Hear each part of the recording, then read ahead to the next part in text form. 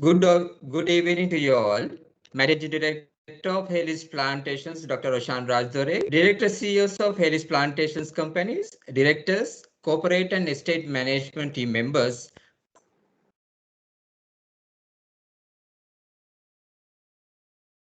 We warmly welcome you all to the session of Evening with Expert at HAYLEYS Plantations.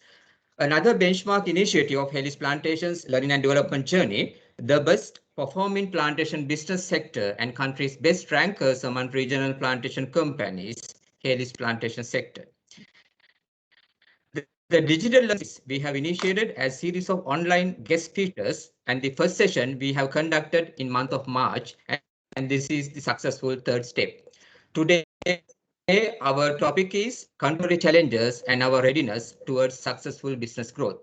A contemporary issue refers to an issue that is currently affecting people or organizations and that is unresolved. On behalf of MD and the team of HAYLEYS Plantation sector, I would like to warmly welcome the guest speaker today, a very well-known eminent personality, a highly recognized speaker and moderator in local and international conferences, senior faculty member and management consultant of Postgraduate Institute of Management of Sri Jawadanapura, Dr. Samantha Rathnayake. I would like to warmly welcome Dr. Samantha Rathnayake for today's session.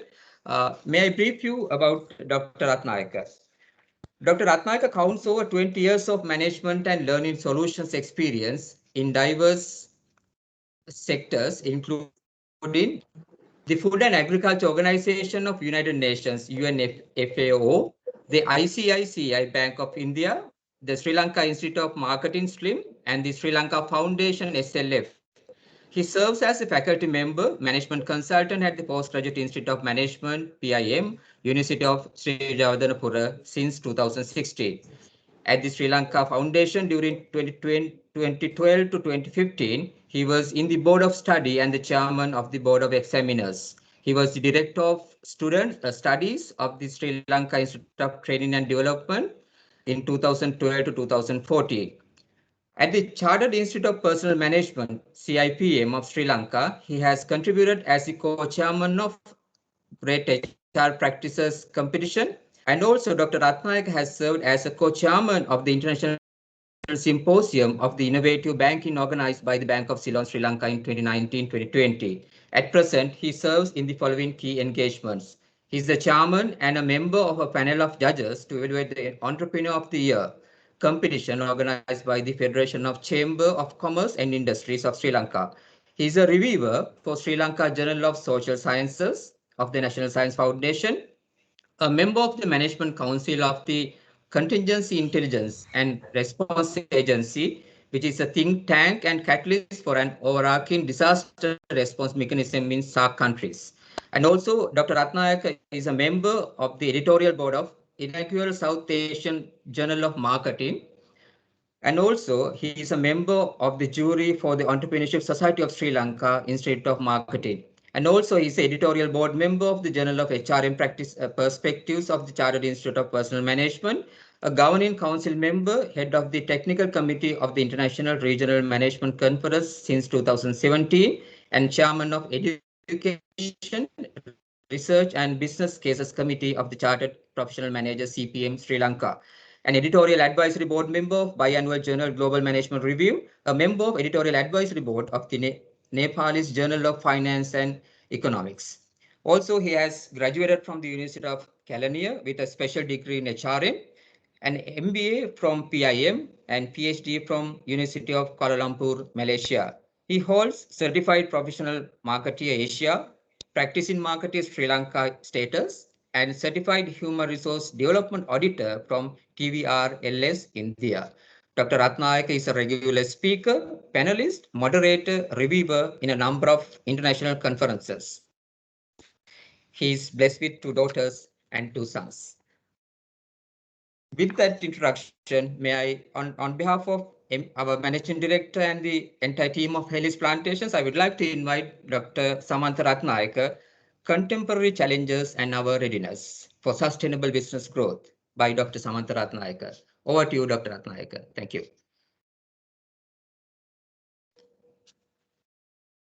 Just to check that is Dr. Rajendra is talking a few minutes earlier. Yes, I would like to speak a few minutes Yes, on. yes. Thank Okay, you, sir. Anruddha. Sorry. Thank you. Yeah, okay, sir. Good evening, ladies and gentlemen, and dear colleagues. In the first instance, I'm delighted really to have Dr. Samantha Rathnayake with us, whom I know for some time. Anruddha has given a very thorough introduction. I'm very happy because of his wealth of experience in different fields. I see that he has managerial, financial, HR, and experience with the NGO and the private sector. And mostly, I think during these times of lockdown and uncertainty, this is a very, very timely topic. And I really can't find anyone better to deal with the subject, because with his width and the depth of his expertise and experience, I'm so happy. Samantha, Dr. Samantha, thank you very much for stepping up. I really appreciate that. Particularly, I can understand we are all more or less forced to stay at home or work from home. And at times like this, where our mental and thinking patterns are somewhat not at their peak, because when you are moving away from our traditional work environment, like just how a team disintegrates, I think it's a very timely intervention done by our HR department to bring in outside talent with a very, very, how shall I say, different perspective into looking at the operations that we are doing today. So with that, I'm really happy that a lot of our managers, almost all the states, have joined into this webinar. That really manifests the interest and the keenness of our managers to learn and develop themselves, which is going to really help us in the days to come. Because every day and every moment is very dynamic. We cannot now, unlike in the past, plan for months or weeks. We have to operate each day on its own merits, and the circumstances and the situations that face us are different from place to place, and it's very site specific. So in this context, I'm really happy that we have selected a person of your experience and expertise in wide fields, so that you can draw on the strength of your knowledge and your experience in those areas to bring to us, who are basically operating in a more or less homogeneous environment. Although estates are located in different areas, our working environments are more or less similar. And I'm sure our managers are going to enjoy your discussion and discourse. And I'm also certain that there will be a lot of questions to clarify, to ask you at the end of your presentation. So thank you very much once again. I deeply appreciate taking the time in a time like in a tensed and troubled time like this, and coming to us even through this technology. And over to you, Doctor. Over to you.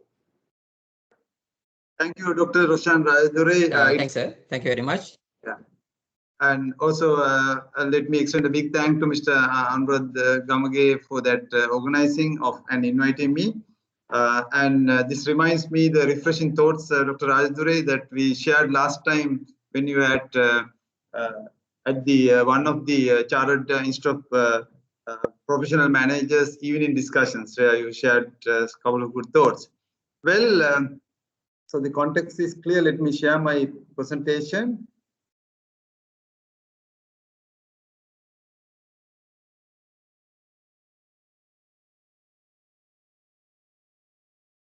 Right. Hope everything in order. Like Anuruddha, it's visible. Visible. Right.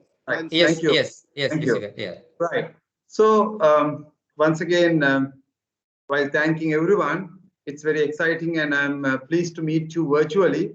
So may I say, all ladies and gentlemen, a very good evening. And it's time for us to go through this evening talk series. As you said, it's third one, and the topic is clear. So it's about contemporary challenges and our readiness towards sustainable business growth. So if you dissect the meaning of the topic itself, it's a very, very tight topic, that because the contemporary is current, the challenges are enormous and from all over the places, and it's happening everywhere and coming towards us. And of course, we need to check whether we are ready. In that sense, this underpinning agenda is that sustainable business growth. So are we ready for that? So in that light, I'm looking at what to do. So if I may say, it's a virtual platform. As for the discussion, so I don't need to give an introduction. Anuruddha has given a very good introduction, and thank you very much for that. And so I'm representing the academia. So my profession is I'm a professional teacher consultant. So my job is to bring insights, bring some seeing aspect, lenses, and discuss in that light. So having that in mind, I thought to before I go to the agenda, just to refresh the story. The story this has happened in 1993. This is the world famous photography case of Kevin Carter. So you can see his picture, the vulture and the little girl in Sudan. So this is just half kilometer away from the UN office in Sudan, where this photographer was seeing this vulture is grabbing this child who is starving. Is actually the girl who couldn't go to the UN office. Rather, on the other hand, they are refugee camps. So in that context, what has happened? He grabbed this opportunity to get the picture, and he photographed it and published it, and got the best photographer of the year award. And when he was receiving the award, he was jubilant about his kind of a courageous and passionate work. But ladies and gentlemen, I want to tell you that what has happened, the many, just a story that many have questioned, many have called to the office and asked, like, what has happened to the girl? So that's the time where he was actually forced and start to reflect on that, what has happened. That's a different story. That's a tragic story, because the vulture has grabbed the little girl, the girl is no more. So in such context, the Kevin Carter couldn't absorb, and of course subsequently he has a different story in life. Like within a couple of months he committed suicide. So why I'm bringing this story, not to like bring a negative thoughts, but what is my role here? So my role here, ladies and gentlemen, is to bring some perspectives, bring some questions, ask some like different agenda questions. So in that light, I'm addressing to the experts here. So those who have, if you just Google search about the plantation sector and the HAYLEYS company #1, I went through Aniruddha's corporate profile and other details. I listened to a couple of videos or like other the discussions. Then we can see that you are in the forefront. So I'm addressing to the experts. So therefore, friends, my task is not to teach you. It's about asking some questions. So for that, I have simplified this discussion since the first part of the discussion is where like game plan is I can't ask questions and get comments and interact and so on. That's what we do at PIM. So we never lecture, we actually have a sessions. But in this case, my hands are tied. So let's play accordingly. So therefore, I would take this journey. After that, of course, at the end, you may ask some questions. Right. So in that sense, my task is to make you a little bit, bring it to the perspective of confuse, diffuse, and infuse. So if I simplify this, traditionally we look at context, content, conduct. So here, the same thing in a bit of a innovative way of looking at, okay, so we have bewildered and perplexed views, ideas about what's happening. So from that to get it to like what's available, what is the available in spread, like wide area or between large number of people. So in that sense, available theory. And my highest focus is not the first two, but to the last one, the infuse.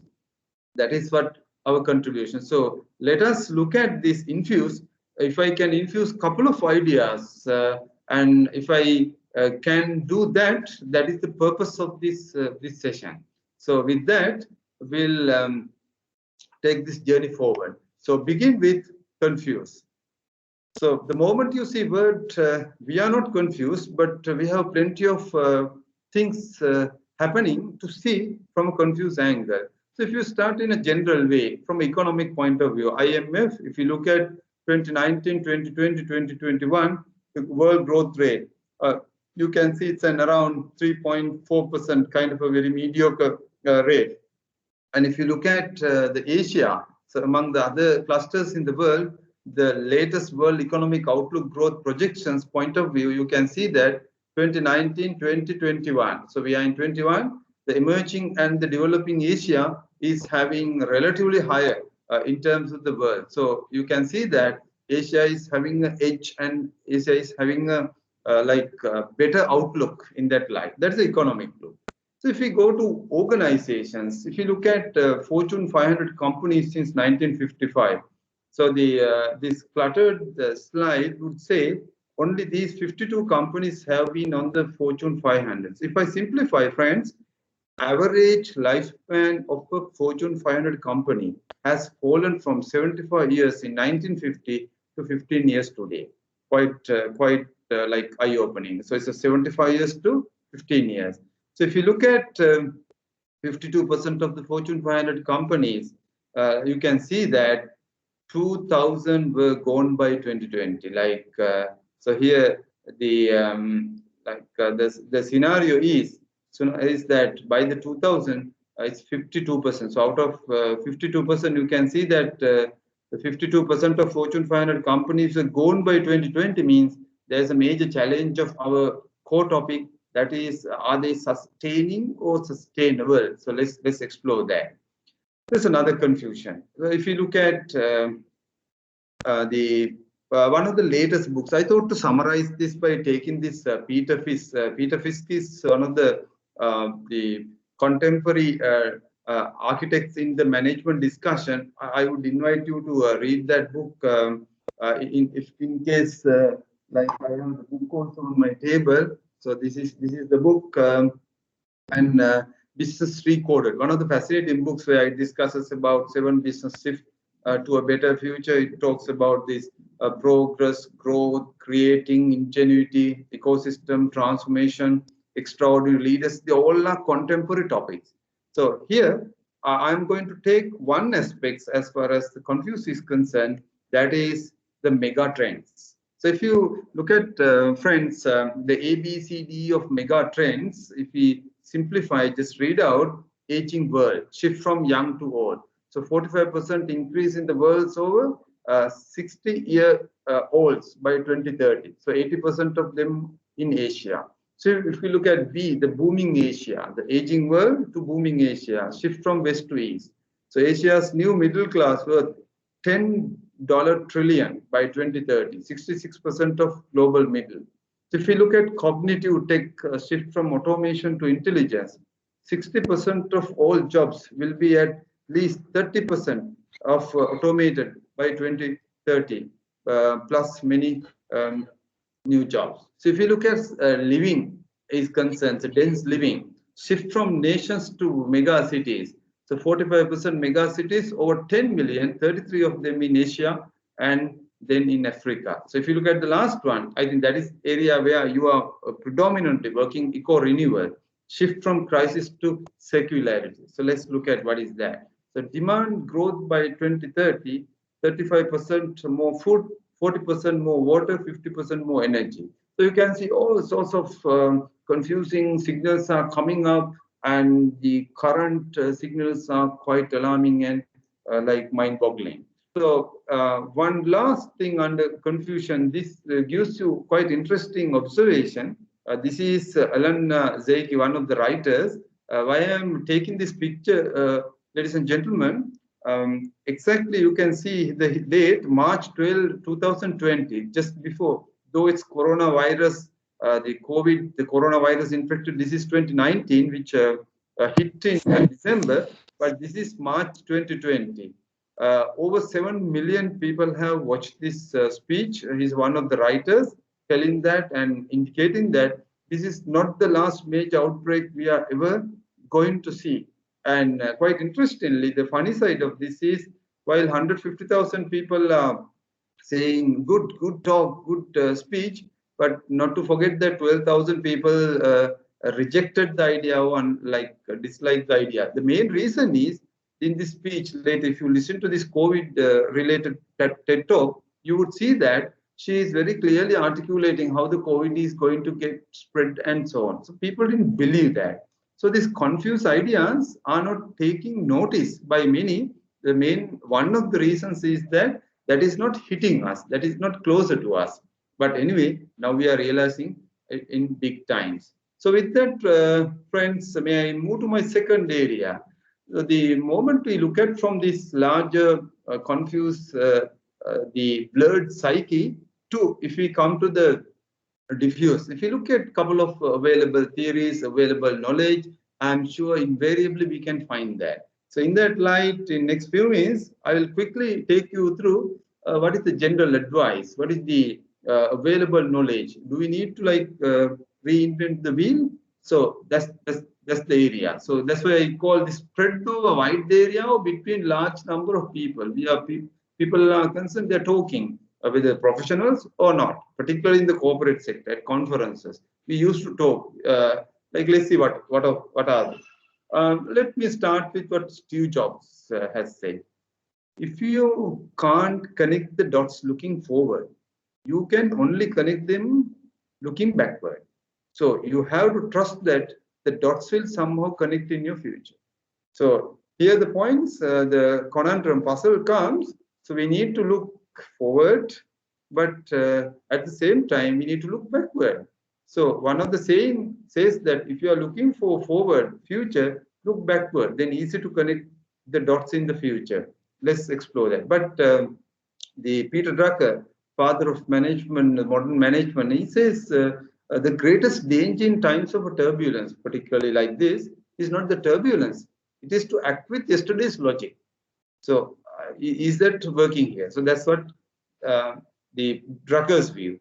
If we go to our neighboring country, India, the C.K. Prahalad, late C.K. Prahalad, one of the prominent professors who has spoken about competency, the core competency with Professor Gary Hammer. Now he says, look, imagining the future may be more important than analyzing the past. So that's one of the admonishments. So in that sense, he's inviting us to look at a more future. Right. I'm sure the moment you see VUCA, you're familiar with that. The origin is something else. Origin, actually, way back in 90s, late 90s, the US military developed this to understand the complexities in society. The acronym called VUCA, the volatility, uncertainty, complexity, and ambiguity. So we have heavily used that. The meaning also I have given. My task is not to explain and go through the theoretical aspect, but I want to highlight that. In terms of our current practices, this Kinsey and Walsh article argued that, look, are we looking at the vertical axis? That is, how well can you predict outcome of your actions, outcome of your action, impact of your action? What kind of a qualitative impact you are going to do to the society or the larger community? At the same time, how much do you know about the situation? So the situation versus action. So that is the paradigm. So if you look at from that, from 2012, if we go to 2016, there was a professor from Salford University in UK, that David Pitch said, look, VUCA, yes, be familiar with that VUCA terms, but he coined a different acronym called TUCARO, called TUCARO. So where he argues that, look, turbulence, uncertain, complexity, ambiguity, there is a part and parcel in our business, in our operations, in our activities. But make sure to work on R and O. So that is where your higher concern should be paid. That is where R stands for the risk, the O stands for the opportunity, risk opportunity, risk opportunity. So let's see how it works. So friends, if we go to 2017, where this gentleman from Harvard coming to forward and say, look, Bill George, one of the early practitioners, man who ran a company and joined academia later, and he says VUCA 2.0 is about strategy for steady leadership in an unsteady world. So the key word here is unsteady world. So in that sense, he argued that he put the theory, he postulated like this. He got this each VUCA terms into an opposite term. Volatility into a visionary, uncertainty into understanding, complexity into clarity, ambiguity into agility. So here, though I am not pitching on each area, from a theoretical perspective, the idea is that the speed, magnitude, turbulence, and dynamics of change, the unfamiliar territory and unpredictable outcomes keep on happening, multiple interdependencies, I mean, it's global interconnectivity, at the same time, multiple perspectives and interpretations of scenarios. So that's how the complexity works. If we go to 2020, like last year, we can see that in this transformational leadership setup, the leadership skill set has been already found out. It is there. It's already diffused. It is used. In fact, last year, I remember I was invited to address in one of the conferences in Bangalore, where they asked me to pitch on this. So my theme is VUCA 2.0 leadership agenda. So where vision, understanding, compassion, and agility was my key discussion. So friends, you would see that most of these theories are available, concepts are available. But may I remind you the couple of stories quickly about how they are coming out in a very chaotic, very contemporary, challenging situation. So this is Walt Disney. So Walt Disney emerged in 1929. So if you look at crisis, recessions, wars are often the birthplace of new ideas. I would like to show a few slides. So the idea is 1929 to 35 is what we have not experienced. We have heard, we have seen from a movies like Charlie Chaplin's movie like Modern Times, the Great Depression. So the world was like stunning. They are going through, it had been a terrific time for businesses in the world. But in that crisis, Walt Disney emerged and began. If you look at McDonald's, World War II. So World War II is the time for them to come out with a business idea. So the new business, new venture open now. If you look at Microsoft, 1970s, the slow economic growth in the larger Western economies paved the way towards looking at more contraction economic activities. But Microsoft responded the other way. So they have come out with this new business. So if you look at 80s, in a similar line, due to critical times, very tough time where CNN began. If you look at 2018, global credit crunch, the world economic relatively higher recession in the financial markets, and Airbnb. So that's a crisis. Recession was often the birthplace for new ideas. So friends, with that, let me come to my focal area. So this is my the core discussion area. Though we are not posing now and like allowing you to ask questions. So far what I have done, I looked at the larger confused context, the psyche, the domain. In that, I just looked at few theories which are available to sort out them, to solve these, and a number of other theories available. So my task is to not to share plenty of say theories and concepts, but to now bring some perspectives to a discussion.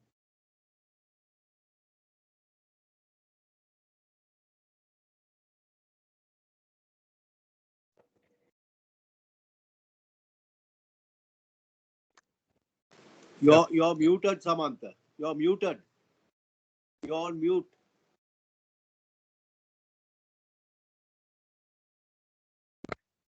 Dr. Samantha, you're muted, Right. please. You're on mute. Yeah. Hello. Samantha, you're mute. Under the call, you're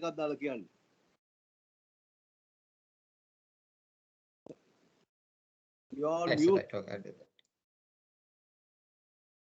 Right. Samantha, yeah. Now it's clear. okay. Now it's clear. Yeah. Anuruddha, my end, I didn't touch even, but I don't know how it has happened. Let's see. Okay, right. Now it's clear, Samantha. Right. Yes, now it's So clear. you have missed at what point when I'm moving to the last? This is diffuse to infuse, the present Okay. slide. Yeah, okay. Right. Then nothing you have lost then. Right. So let me get the presentation back. So can you see that now? Yes. Now we can see it. Yes. Right. I think I use only the cursor. Anyway, if there is something under the, just don't hesitate, because I didn't touch even. That's why. Okay. I'll keep you updated if something happen. Okay. All right. Okay. Sorry for the inconvenience. Right. So let's look at diffuse to infuse. Right. I hope that is not any confusion. But thanks for quite strange behavior. Like anyway, that's a technology. Well, let's take the discussion forward. Right now, friends, when you're looking at infusing ideas, this this quote is quite vital. If I had an hour to solve a problem and my life depended on it, I would use the first 55 minutes determining the proper questions to ask. So may I ask from you, are we doing that quite regularly? So this is the time where we need to ask a lot of questions. And in that light, we need insights. So the capacity to gain an accurate and deep understanding of someone or something. Someone or something. So that is the time. So we are going to look at both someone as well as something, predominantly something. But someone also I will be touching in this as a at the personal level. Right. Now, if you look at any organization, when you are looking at your organization, any organization, so they have established with a big Y, that denotes vision. They have a larger mission. They want to do something, and in the corporate business point of view. So what they are going to do, that is their core task, core job, core area, so core territory, business domain. So industry to industry, it varies. Now, once these industries are established, they are going forward with their respective performance and time. What may happen? What may happen, of course, while they are growing, so new scenarios emerge. So this new scenarios would change, particularly from the vision mission aspects, the purpose aspect. That is where the scholars used to call this split, a kind of a larger split is coming, larger opening coming out. Now that happens in a family businesses, particularly from generation to generation. In a entrepreneurial organization, that can happen after 10 years, 20 years, 30 years or so. Some companies come to a situation where the next move cannot be taken forward or taken that step if there is a radical change, because certain splits are happening quite noticeably, unnoticeably it happens. So that is the one context. So in that light, if I take this forward, if we go back to 1962, the world famous diffusion of innovation theory by Rogers, what does it say? You introduce any product, any service, where it has a kind of a normal distribution. Theoretically, one can say the innovators, early adopters who are grabbing the market, then the other majority and late majority and laggard. So those who are innovating, those who are doing new things, creating out of box, all these new names denote us, say, need to keep on innovating. While there's a challenge. Challenge is this. In this diffusion of innovation, ladies and gentlemen, there can be chasms. The CHASM stands for chasms. Chasms is like a major split where you have introduced your models, your HR practices, your products, your services, your innovative practices, but chasms can be created in the marketing domain due to any reason. It can be a competition, it can be your segmentation is not distinct, your value proposition sign at a challenging level, and so on. So therefore, this chasm is not easy to cross. So that's why the More in 2002, way back, it says crossing the chasm. So how companies should respond. So these are basic fundamental crossing the chasm challenges many companies are adapting, practicing, successfully overcoming. So that's why one of the authors, the famous authors called Malcolm Gladwell, says the tipping point. So sometimes we need to find a tipping point to cross. So if we can introduce that in modern terms, there are other words called pivot, change the curve, like that. Many aspects there. So I don't like to take it to more theory side, but I would like to ask from an organization's point of view, how these chasms can be crossed. So in that light, I would share the same Simon Sinek's one of the interesting observations where somewhere around 2014-15, he has visited both Microsoft and the Apple. So he has gone to a Microsoft company and sat with those senior managers and looked at their meetings and interacted with them and listening to them, how they are handling their meetings, business discussions, line of thinking, kind of a culture, kind of a practice. So friends, quite interesting. Microsoft senior management spend their time around 75 to 80% of time spending on what? How to attack Apple, how to attack others, the competition. We call foam competition. So their thinking is to fight with the other company. What they do, let's do this. What they do, let's react this. What they might do, let's do this, and so on. By the way, my apologies that I'm at the PIM now. The adjacent building is under the construction, so some sounds come. My apologies for that.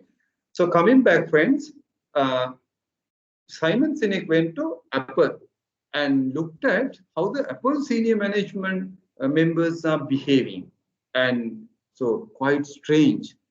He couldn't find out any point related to that talking about competition. They are not talking about Microsoft. They are not talking about other competitors. They are talking about what needs we should address. How the teacher in India in a remote school can use Apple and teach. So what sort of needs, whose needs, how to fulfill. And they were looking at more generic, more natural, more authentic the needs in the business domain. And quite distinctive for him is kind of eye-opening for him to look at this two contrasting behavior. So that gives me to get you into this discussion, getting back to purpose. So if I put it to a bit of a Simon Sinek's words for a while, just bear with me a few minutes. Any organization, if you look at outer layer, they are all carried away, bombarded with a lot of activities, activity after activity, so much of activity, meetings, and so on. Of course, they may have a strategy, or they may use a lot of strategies, tactics, and so on. But why we do what we do, that's the question. So that's what we call, from his words. This is Simon Sinek. This is Start With Why, the book, which talks about why denotes your purpose, how denotes your processes and your all internal strategic aspects, and the what is about outer activities and what we do. So my task is to not to take you through a depth of this that needs a lot of time for us to discuss, but the task is to ask a question. Question here is, friends, in management, in strategy, so in a particularly in line with our topic, we ask in two questions. That is, what is our outside in thinking? What is our inside out thinking? So this is quite interesting. So I'll come to that in a while, but let me tell some stories for you, some new stories, contemporary stories. So then how the businesses are being sustaining in such challenging propositions, and how the companies are responding to challenging scenarios. Let's take one story, that is Microsoft. Getting back to the purpose at Microsoft. So I don't need to explain who is Bill Gates. So he's a founder. He has taken company to a particular point, and it has been handed over to Steve Ballmer. So who is Steve Ballmer? The former CEO. The Steve Ballmer is one of the sought after, dramatized, action-oriented character. If we go to media, he is there. If we go to sales convention, he is there. His thinking is computers, number. So sell computers, we'll get the number. If the performance numbers there, we are done. So that is the thinking. So what has happened during Steve Ballmer? In fact, he cried and left. He failed, and he was losing the Microsoft image, standards, and so on. By 2015, I said just before how the managers were behaving, competition based. So they were not looking at this, so they are not ready. So what has happened? The story one is bringing Satya Nadella, so the CEO of Microsoft. He just looked at this and he introduced, he said, look, we need to ask ourselves, not only what computers can do, but what they should do. In fact, he said a very clear-cut inbox out, inside out, outside in statement. We don't want to be the cool company in the tech sector. Instead, we want to be the company that makes other people cool. So the contrasting different approach. So in that sense, what the Nadella has done, friends, this is one of the famous books, the Mindset, the New Psychology of Success, written by Carol Dweck. It's a famous book which discusses about growth mindset and fixed mindset. So he simply introduced the growth mindset concept to Microsoft. So you may study later from an individual point of view, fascinating stuff. It looks at the limiting fixed mindset aspect, like how avoiding challenges, give up easily, threatening by other success, desire to look smart, like the effort to the fruitless, ignore feedback, fix abilities, and so on. Look at the growth mindset, persuasive, like persevere in the force of failures, effort is required to build new skills, find inspiration to other success, embrace challenges, accept criticism, desire to learn, and so the in the build abilities and so on. Give me a second with the Anuruddha has called. Anuruddha, if there is anything, you can straight away tell me, right? Okay. Now, by introducing growth mindset, what has happened, friends? He has changed the landscape of Microsoft from 2015 onwards. You can see during his tenure how the company is growing. And particularly, look at this statement. I'm also defined by my curiosity and thirst for learning. I buy more books than I can finish. I sign up for more online courses than I can complete. I fundamentally believe that if you are not learning new things, you stop doing great and useful things. So what has happened, friends? Satya Nadella took Microsoft in 2018, the world's most valuable company, and 2019 Financial Times Person of the Year was Satya Nadella. So the first story brings us for us to think that changing the mindset, revisiting the purpose. Of course, Microsoft has all the activities, entire strategy, processes, the results, the landscape, infrastructure, all they are embedded. But the losing factor is the core thinking. The core thinking is what should be our purpose, why we are doing what we are doing. So what Satya has done, he has brought this thinking into the balance of inside outside thinking. So one of the features I want to say at this point in terms of the infusing, when it comes to managing contemporary challenges, one is that are we correctly reading and writing the purpose of our work or of what we are doing? So are we writing the industry parameters right? So are we looking at like early Microsoft versus Apple thinking? So that is one. So we'll take it forward. Then the story two.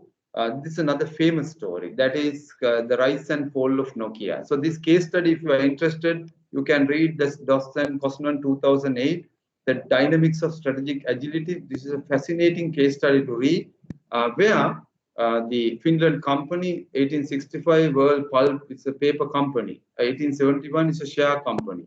1890 is a rubber. Then 1902 is an electricity company, and later became a Nokia corporation. And how the story ends. So the summary of the rise and fall of Nokia, friends, it's 1970 world's leader in electronics. 1986 mobile telephone as the first product to be marketed internationally under the brand name Nokia. Then embark on a highly successful acquisition strategy, which resulted in outstanding financial results and sales. So they were enjoying till about year 2000 the acquisition strategy. But 2000, the two authors have found out fascinating stuff for us to learn. Dear friends, replaced by a group of managers who were highly professional and competent, but lacked both strategic vision and agility. So oversensitive to numbers, performance at the stock market, and lost sight of the importance of investing in research and development. So what has happened to Nokia? So Nokia is a company number one at the top, and the performance number driven. I'm not saying that we should not focus on numbers. We should not focus on performance. Performance is the way forward, driver. But the point is that carried away with what and how? Is it that more looking at more Y aspect? I think what has happened to the Nokia, they are missing the Y aspect, not just having a purpose, not having a vision statement, but designing, looking at the bigger, deep sense of understanding of why they are doing what they are doing is one of the reasons. What reason behind the Nokia fall? My third example story, which is somewhat closer to your industry. In fact, I read a couple of stories related to your industries, but they have invariable the connotation. So that I thought this is the sustainable point of view. If you look at 2020, ranked the most sustainable energy company in the world, that is Ørsted. But if you look at Ørsted, what has happened, friends? It is what is Ørsted till 2012. It is called Dong company. Dong means Danish oil and natural gas. It's a Denmark company, and business and finance point of view, they were doing that. So like the challenge what they have faced, oil versus natural gas prices by 2012, you can see the period, and the board got a wake-up call. They realized that gas prices are keep on going down. So what is the way forward for this company? So how to look at the next 10, 15 years of the sustainable agenda? What should be the challenge? So like we are today talking about the COVID and other pressures, and we have some other industry pressures. So I am taking a similar replica. So my task is to ask some questions. So what the board has decided in 2012, invite this gentleman. This gentleman is the Henrik Paulsen, CEO of Ørsted, 2012 to 2020. He actually retired last year. He said, I have done my job. Look at the interesting thinking of how they are getting ready to meet the change of the company. Quite a bulky statement. With your permission, I will read it out. At the time, I don't think anyone thought we would turn our generation mix upside down within only 10 years. That is, I'm referring to 2012 to 21 period. But that was not the discussion then. So during that time of 2012, the strategic planning discussions are what?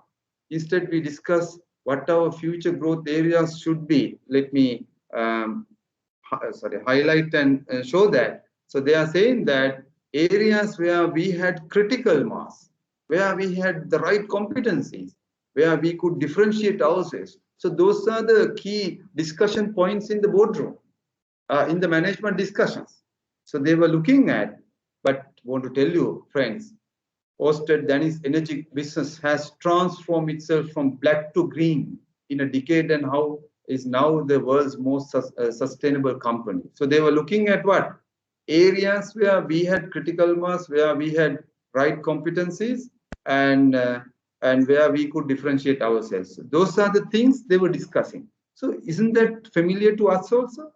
When it comes to handling contemporary challenges, we sometimes succumb to this pressure, and we might be discussing about like, okay, let's play on our competitive advantage, let's play on our like brand name and so on. So sometimes one of the readiness factor for most of these like established companies in the world is that the challenges would create a myopic sight for us to go for a longer term say a journey in that organization. We'll see how it works.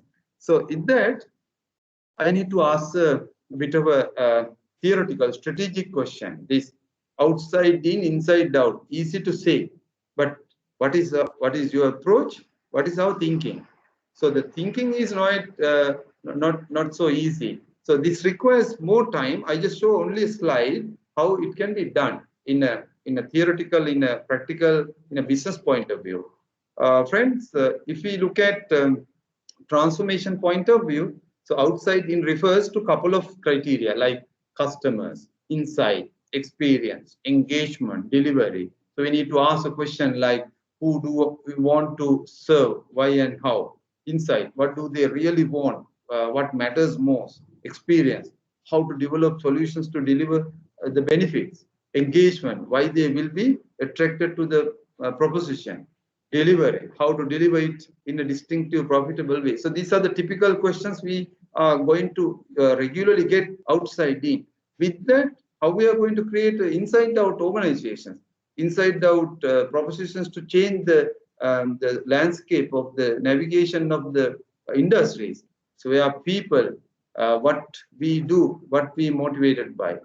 Capability, what are our skills, our distinctive strengths. Products, which products to develop, quality and cost.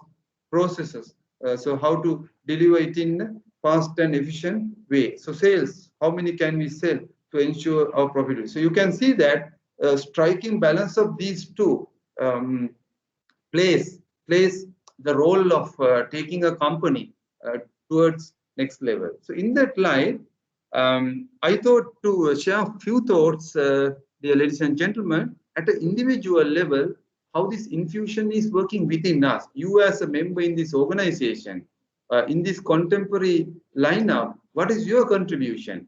I am not referring to exactly the senior management, but at different levels, you can ask this question. If I share very briefly, say if we go back to World Economic Forum 2015, the top 10 skill list is complex problem solving.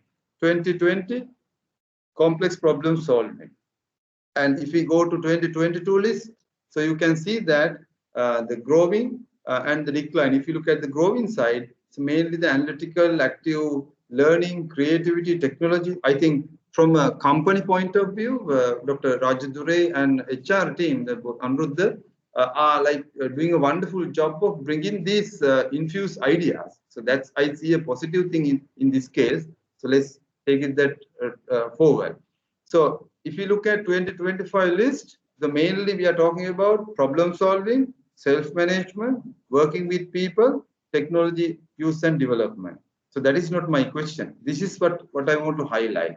You as an individual, this is BCG stands for Boston Consultancy Group. This is the 2020 latest analysis about how an individual looking at survive, thrive, and inspire. So the right side, you can see under each one, the 442 questions, and you may ask the question, am I infusing, am I supporting to this organization, am I really contributing, or is it still at a survival level? Overcoming the shock, protect employees and stabilize the business. So that means safeguard your culture, retain the talent, set up the cash office like a team to monitor, circle the wagons with customers. If you look at the thrive mindset, the thrive setup, repositioning existing products, accelerate new products, invest in brand, seek. But ladies and gentlemen, what do you mean by inspire? So each one of us is expected to inspire. That is, become part of the solution. So dare to be part of the solution, contribute to relief effort. Now in that light, so I am coming to my under this area, the final thought. So each one we should stop actually and ask the question, what is my current contribution? Am I really inspiring this organization? Am I really supporting to revisit the business landscape of this this organization in this country? What is my contribution? Am I a part of this solution? Am I really contributing to this vision purpose journey? It is relief efforts means, am I closer to this why aspect? So in that light, I want to give you a kind of a new, latest, final infused thoughts, which is not so latest, but it is the kind of a discussion in line with your strategic development goal agenda, your SDG goals and so on, sustainable goal agenda. So if we ask a question, what are the contemporary challenges? Of course, enormous challenges. That's what I'm going to connect it. What is our readiness? So we need to ask a question: are we having a survive mindset, thriving mindset, or the inspiring mindset? Like what is our the predominant revisit of why aspect to make it the what effective, how effective? right? Are we purely inside out workers or the contributors? So are we balancing these two and making our inside out powerful? So that are we having this transformation quite clearly lined out? So in that sense, so this is what I would invite you to, in fact, later can find this book. And this is not just a book called Donut Economies. So you might wonder whether what is relevant to the economics and donut. In entire last century economic models of all the great scholars, to Adam Smith to up to like the 1970s, all the scholars, key scholars, we can see that all the theories have been simplified and connected to the 21st century requirement is available in this Kate Raworth's book, which is called Donut Economy. So this is eye-opening for us. So this is my area in the last few minutes. So friends, so what you are looking at? If you look at our topic also, we are looking at sustainable growth. We are looking for growth. So 20th century economic success is what? Endless growth, growth, growth. Economic point of view, growth. It is required, no doubt about that. But at the same time, 21st century economic success is not in line with purely growth. It is about thriving in balance. Let's see how it works. So you can see here for the moment kind of a model. So model denotes with the discussion with donuts. So what is donuts role here? So donuts role here, according to the Kate Raworth, so this is where the outer layer. Outer layer is all sorts of environmental, ecological, killing our planet related matters of you name it, that is there. Mainly in this case, it's 9, right? So what is the center? So that is where the depriving of human life, that is where the space. And what is the that is where the circle of equity matters. And what is the tastier area or the main area? That is where the circle of sustainability coming. And if you look at safe and just space for humanity is the underpinning message. So in that light, if I put it to a simple perspective here, friends, just look at this donut. Now here the social foundation, that is the inner, there are 9, so there are 12. So the food, health, education, income, peace, politicals, social, gender, housing, networks, energy, water. So these are what? All social domain, our equality. So that is where the shortfall. The center is empty, that we have freedom. So let me discuss further. Look at this outer layer, ecological ceiling, climate change, ocean, then the chemical pollution. So I think that is where you are also having a direct impact of these chemical aspects of fertilizer and so on. So nitrogen, phosphorus loading, freshwater withdrawal, land, biodiversity, air, ozone layer, and so on. And so how we can bring our governance where the safe and just space for humanity is the core agenda. And the overshooting is the challenge for us. And regenerative and the distributive economy is the bigger picture. So if I simplify this, what is our traditional thinking, friends? Take, make, use, lose. Whether energy or materials is about waste, the waste materials, the take, make, use. So what is this 21st century thinking? I'm actually happy to see that your company also in that. I can see that you are in a sustainable line. We'll try to connect it. So take, make, use, consume. So on one hand, you can see the restore, repair, reuse, refurbish, recycle. So on the other hand, regenerative and capture value at each stage of decomposition. And so minimize loss, matter, and heat. So here we are looking at renewable, biological nutrients, technical nutrients. So if I take a little bit further this one, this is how can business help bring us into the donut? So then regenerative by design, distributive by design. So this is the main discussion. You can see that these red color areas on the center, these areas where the relevant companies contribution or the like overshooting areas. You can see the center, the different applications, right? So I'm not going to go details of this, but there's an interesting proposition said by Kate. Now, Kate is asking, if you look at, ladies and gentlemen, the last century organizations, we are also part of that. We have seen extractive enterprises. What is extractive? How much financial value can we extract from this enterprise? So if I read it out, which design traits draw your business back into extractive mode? How much we can earn? How much we can grow? So that's the thinking. So if you look at 21st the century, the way forward, our readiness should be in what line? Generative mindset. How many benefits can we generate in the way we design this enterprise? So which design traits enable your business to become generative? For that, the book discusses about fundamental five criteria like purpose, network, governance, ownership, finance. So my task is not to go to details, but purpose is at the top. Purpose is the defining indicator for us to go forward. So if you look at now, since you are following this SDG Sustainable Development Goals and the donut economy are both nicely fitting. In fact, donut economies is much more broad and larger.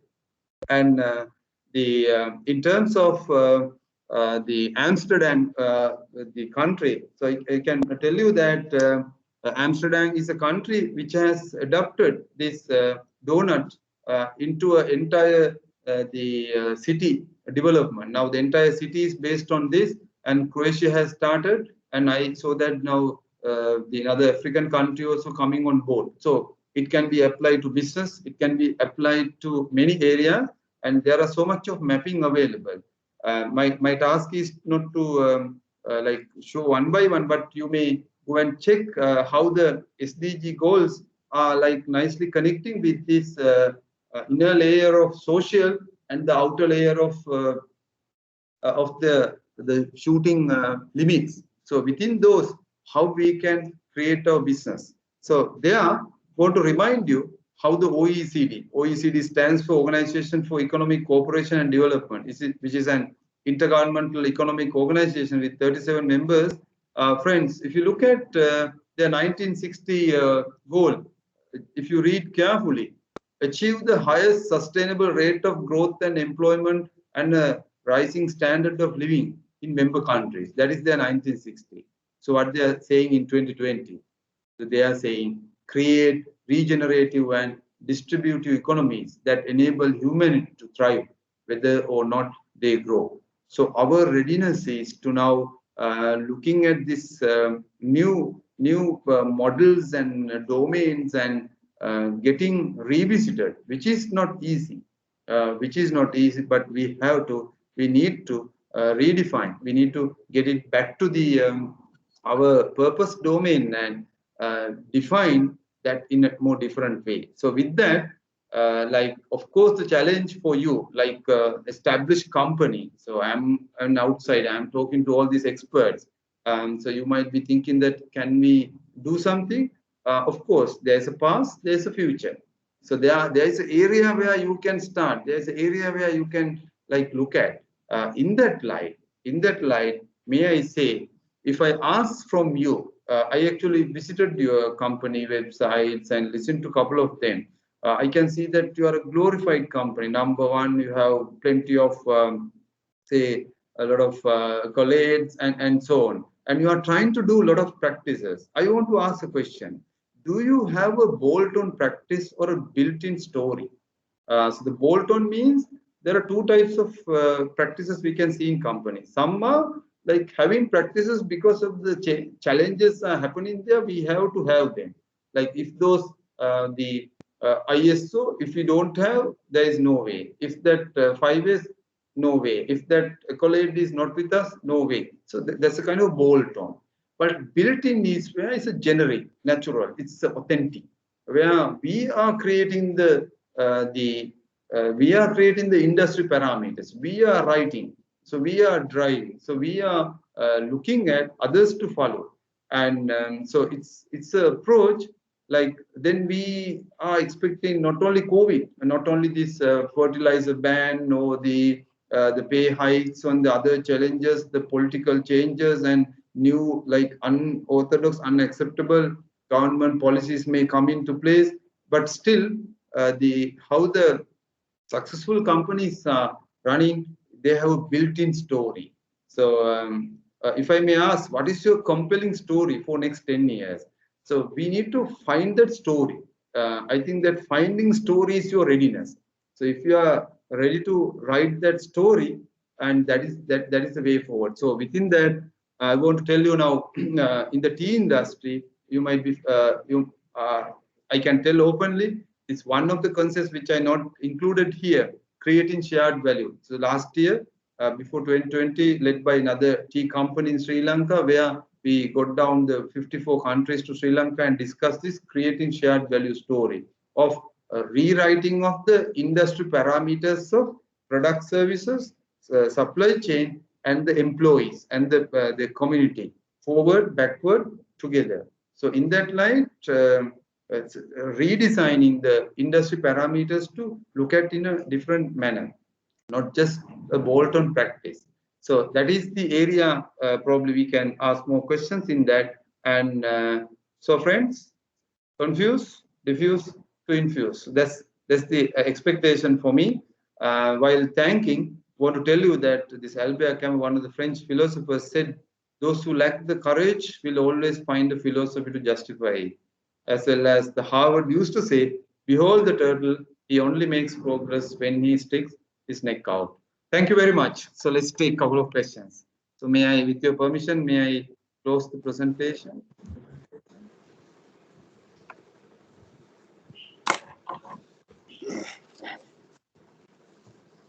Aniruddha, yes. Yeah. Thank you, Samantha. Thank you very much, Samantha. It's a very wonderful and innovative, informative presentation. Sir, do you have a question to raise before I open this? I have a question, Samantha. That was a wonderful presentation, very innovative and very interesting. I mean, you came out with something completely out of the box. I really thank you for the presentation. I'm sure the planters would have really benefited. Two things. I'll start the ball rolling. Now, as you said at the outset, we are in a time of great confusion, great chaos, uncertainty. So in a time like this, the traditional method is to consolidate. I mean, tighten the bolts and nuts of whatever you are doing even better so that you will be more steady. Or do you think that this is a time of daring breakthrough, doing something completely different, not traditional, but with a lot of risks? There will be a lot of risks. What is your take on it with your experience? Should we consolidate and tighten the nuts and bolts and put in the anchor and see that we don't shift, or throw caution to the winds and try something new, daring, maybe innovating, maybe risky, maybe the whole thing might come crashing down, but where do you think we should put our bets on? Dr. Rajdure, let me tell very upfront, of course, as a company, your the foundation will keep from operations point of view. That means you will sustain. But you as a leader, you have attempted to do, you have done a lot of work and you are in the path. But my observation is that throughout your website, and I try to read and try to understand, you are a company with a lot of capacity and write like you can write the new purpose statement saying that. So the way forward is next 5 to 10 years, like the leadership like yours and with the backing of the HAYLEYS group. Of course, if you really clearly discuss about those next 5 to 10 years, your stories, the compelling stories in line with some parameters, not only what I have shared, you might have other good sharing. I would say go for that. Then, like you are creating a history because that's the way forward. That's the way. That is your question for me. But when I'm reading the case study of the hostel, where the poll, when the poll was invited, he could have discussed about their strategy, competency, brand name, and so he discussed no. Let's transform this company from black to green. Let's define those parameters. Let's not have a bolt-on practices. Let's get our inbuilt story. While you are doing, I'm sure your company will not collapse. You will have an initial bearing. You have the cushioning power that will sustain you for a couple of the initial phase. But long run, people start to talk about you have done.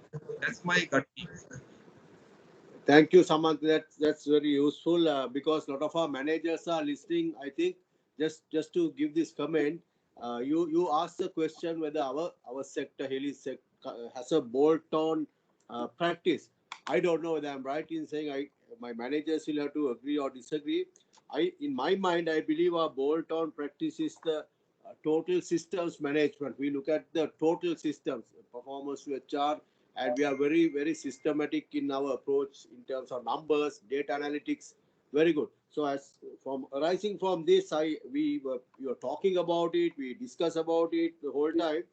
The inbuilt story will be going forward for the Sri Lankan plantation industry, the revenue share model that is getting away from this 150-year-old archaic name wage based, attendance based. So that I think out of this session is a good thing to carry home. So we can push on these inbuilt stories. You are going to be a revenue sharing.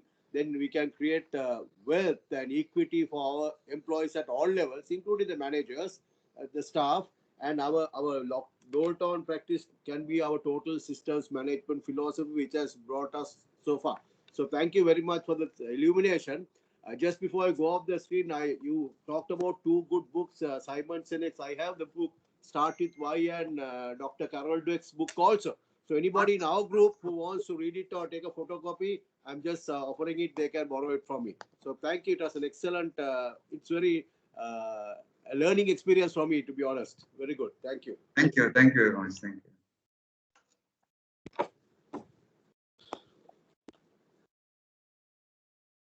I think thank you very much for the questions you raised. And if there are any other questions, I think there may be a lot of questions to ask from Dr. Samantha Rathnayake.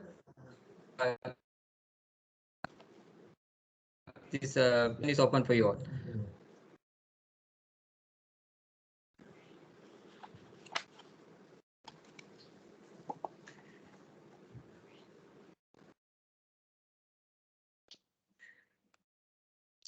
Samantha, there was a question which I received on a text message.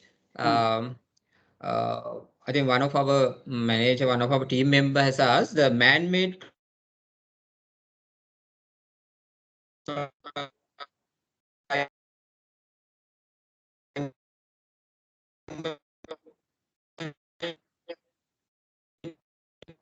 changes in some instances, the man-made climate Your voice has lost. changes from the society that we, can you hear me now, Dr. Sampe? Now okay. Now okay. Can you hear that? Okay. One raised question that one of our team member raised a question. Man-made climate change is a contemporary challenge to the agriculture plantation sector. The other way around, the man-made climate change is maybe a need of a industrial change to face the challenges, but this is the two-way of the coin. So how you can elaborate in context of sustainability of the industry on this statement? Okay. I can give a long answer, but let me try to put it to a simple perspective. If we look at the word sustainable, we know that all has the concept has began because of this 1987. The concept of the ecological, the people, planet. These three concepts based thinking. Now the sustainable has the word these three, but in a sustainable. Sometimes we tend to forget that in any industry there is a word called sustain. So the ups and downs they are in any industry. But when you are looking at the term growth, now the growth, if we look at from any economic term, the ultimate result is growth. So when you are looking at growth, we can see that starting from all the key economies in the world, the growth is the ultimate lineup that organizations are looking at, the countries as well as organizations. In that journey, the challenge is that, of course, there are inbuilt challenges coming and outside challenges are coming up, and that's the nature of the industry. Now the point is that is part and partial, that is inextricable. We can't run away.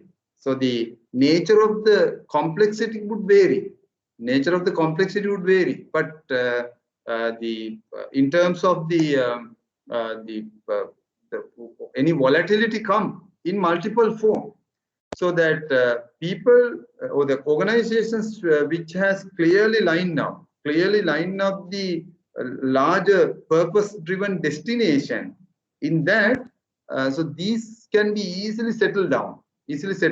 So that's why I would give a radical statement here, like when say not only COVID, let's say either this government or any successive governments would come out with any number of new policies. If the growth from the purpose point of view, if we have clearly established from a purpose point of view, the redefinition lineup is in your hand. Of course, those changes of man-made or natural or any other would have a definite impact, like temporarily, but in the larger journey, in a bigger picture, those will be automatically settled down. So the whole point is that these are part and partial. It's a matter of defining. So for that, we need to have not a survive thinking, not just a thriving thinking. So the inspiring thinking is the requirement. So the inspiring thinking should be embedded in our the culture. That's why.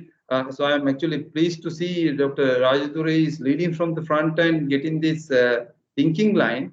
Now, I would invite even what he said last, the economic shared model is the more closer to a larger purpose kind of a statement. Even you can put that in a bigger term. Okay, so we are redefining the industry. Might be that's the tagline, but inside that we are catering to the core aspects of the where equality is required, where the overshooting has limitations. So the governance structure, the regenerative and the distributive thinking is the way forward. So in that light, I would see in this company a lot of positives, but only thing is you have to reflect it. You have to reflect it in your website, in your communication, in the industry parameters. Others should come and follow, and so on. I think that's a kind of a lengthy answer I can give for this. Thank you, Samantha. And any other questions from the audience? You can unmute your mic and raise a question.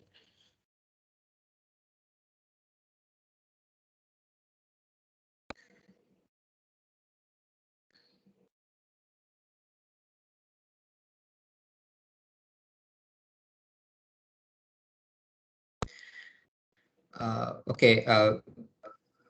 Anuruddha, I can share the presentation. I can email you. Yeah, sure. Because actually, a lot of disturbances today happening because of this bad climate. Most of our managers are trying to join with their estates. Normally, they are joining from their estates, but because of the text message, they are unable to join and they only record it. Thank you very much that your kindness to share the presentation that we can send it. So more and more sharing, more and more growth. Yes, thank you. Yes.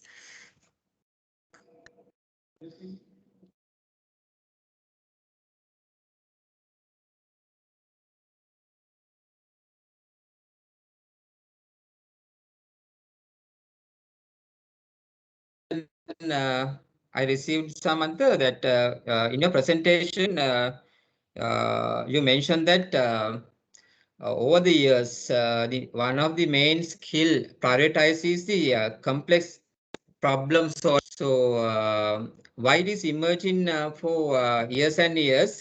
Was it didn't response from the individual responsibility on the main context, or still that is lacking the society as a skill from human? Both, I will tell in short. There's a philosophical background to it actually. The Anuruddha, like if we go back to the 17th century, where starting from this physical science, that's physical science is the leading. So then, of course, then this chemistry, biology are the other sciences to follow. So if we look at this last 20th century, after the theory of relativity of Einstein, then the Niels Bohr's concepts emerged in somewhere in early 20s. So then 20s, after 30s, this quantum physics thinking, in fact, if you look at the domain of science and technology, in that, these two areas, there is a contrasting kind of a distinction is happening. Like no major new ideas are coming. For an example, if you look at science and technology, science denotes knowledge, this technology denotes the skill part. So if you look at engineering and the medicine, they are all skill subjects. So you can see that now big times of the medical professionals, not the professionals, the profession is struggling to come out with new aspects. You can see that partial solutions are being given. So I'm not degrading any profession, but that is the scenario of that. With regard to the Nobel Prizes and so on are given to this the knowledge aspect. That's a science aspect. So the skill aspect is not being awarded.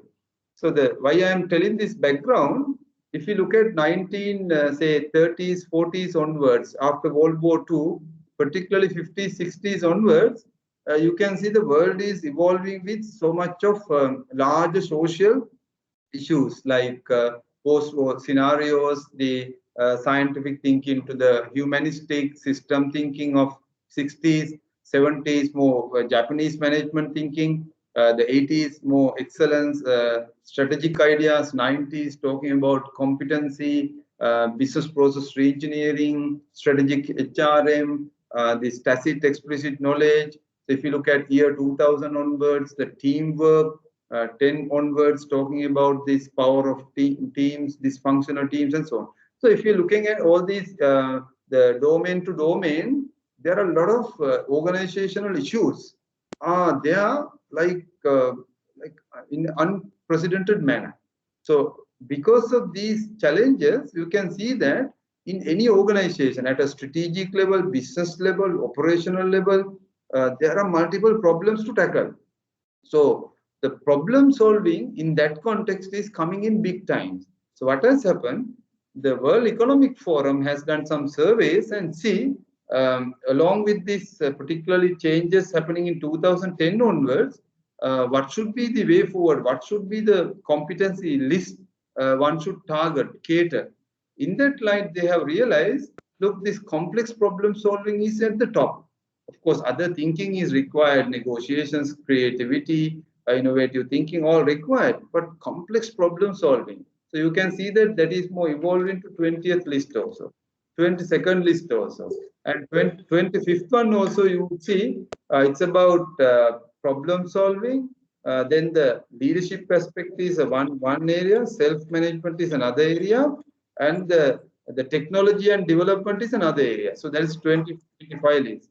The broad aspect is in organizations.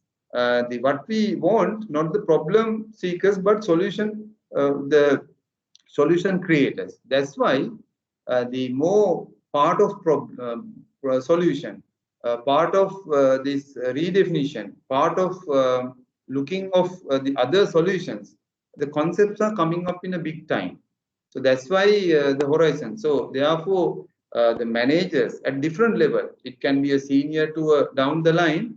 The requirement is looking from this complex problem solving is the kind of a top agenda in the current context. So that's what happening under in big times. Okay, thank you, Samantha. Thank you that you have in-depth answer on that question. Are there any questions from the team?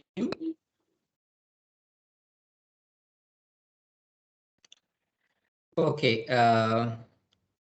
With that, I know that you have very tight schedules these days, Samantha, local and international forums. But on behalf of our managing director and the entire team of HAYLEYS Plantations, when I made this invitation to take today, even with an expert session, you have given that time slot without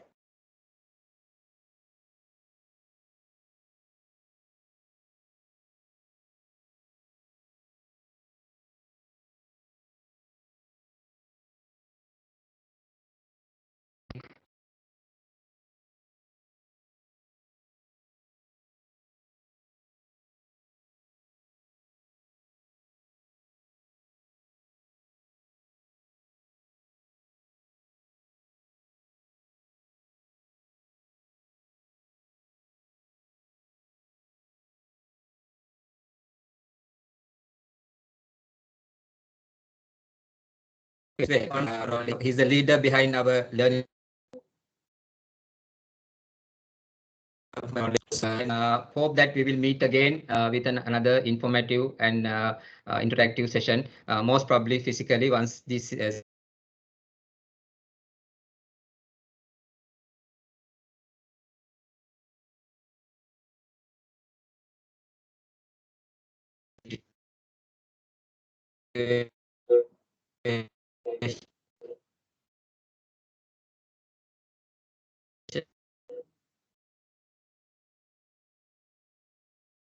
of HAYLEYS Plantations HR learning and development journey despite of challenges of COVID.